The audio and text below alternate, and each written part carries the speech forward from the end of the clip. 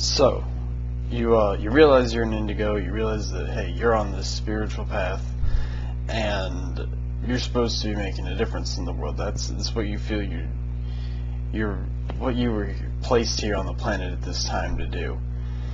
And now, yeah, it's pretty confusing at first. You feel lost. There's not as many of us out there as there are the other kind of people that just kind of buy into the system, go along with all that, and it's kind of at first can be kind of a scary, lonely thing because like, oh shit, the world's not set up for me, and what do I do?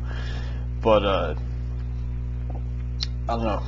For me, what I'm finding is the big thing is you have to stand in your own power, in your own light, know what is right for you, know your own truth, because you already know it.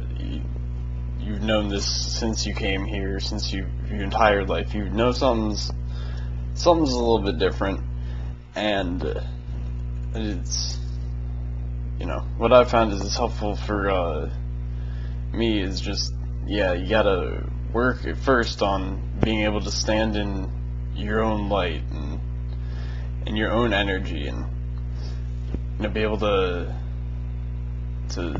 tune out kind of all the other bullshit, I guess, that can come across.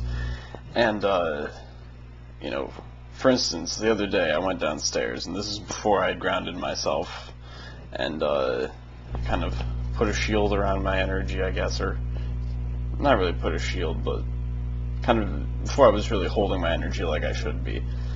And I was sitting in this chair that my dad usually sits in. He's a pretty angry guy, and so I'm sitting there, and all of a sudden I just start getting angry, and I realize, wait a second, there's no reason for me to be mad right now. This isn't my own energy.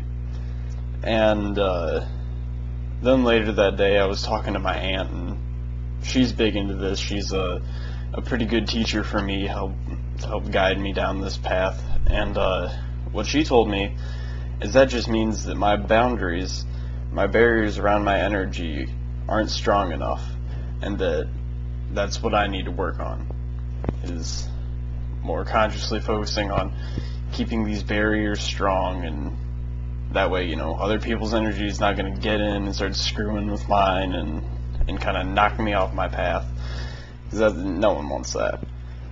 And so at least what she's told me is, every day, doing your meditation, ground yourself, get centered, and then if you start to feel yourself kind of get ungrounded, uncentered, whatever, just bring yourself back to that, whatever method works best for you. So, for me, because me and my aunt, we both have the tendency to see and perceive angels out there, and for me, I just ask my team of angels to come in and help me hold that boundary and keep it strong, and that seems to work for me. And then usually if I'll feel instantly better if I start to feel that kind of disharmony within myself that helps bring me back. And let's see, shite.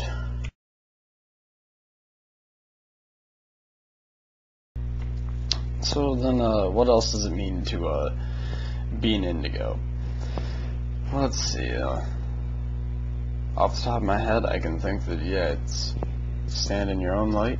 You know your own truth. You go out and you say that to as many people as you can. It doesn't matter if they're gonna listen to you or if they're gonna just blow you off and think you're crazy. Whatever. I mean, if they can't take the time to listen and to really think about it, then that's their own loss. Because like David Icke says, that you can't think that you're free if you're living in a world that's just this big, and that anything outside that is just crazy and lunacy or whatever. That really that just means that person is pretty locked into the system the way it is, and they're right where right where the system wants them. So, but at least you're getting that message out there. You're telling people what your truth is, what you think is the way the world should be, and what we're striving for. And really, that's just a message of peace and love, that we need to come together and raise the vibration of this wonderful planet that we're on, and start actually taking care of ourselves, taking care of each other, and just really coming together. Because for so long here, it's been fear-based, competition-based, and that's really not doing us any good anymore. It's time for us to take that next step, to evolve to another level, to realize that there's a much better way of living, there's a much better way of doing things.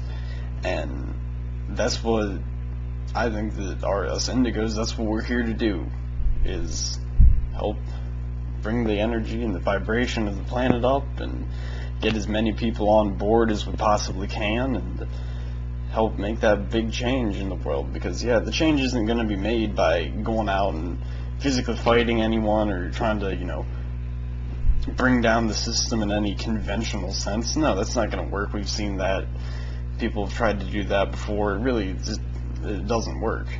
The only way that we can do that is change yourself, free your mind, get it opened, and try and free other people's minds. It's a battle in our minds. That's what the big thing is. That's how everyone gets controlled, is through what we think. And if you can get outside that box and start really thinking outside the box, like they always tell you to do in school, even though I guess that's kind of ironic, but you gotta get out there, get imaginative, creative. If you really like to draw or paint or make music, get big into that. And, like me, my parents have always told me I'm good at drawing things, and I haven't really ever had a formal class on it, but now since I've really started doing my meditations and grounding myself and focusing more on trying to change myself, that when I sit down and start drawing something, it's just the most beautiful and wonderful thing. I can tell it just makes my heart happy. And even if it's not the best drawing in the world, it makes me happy.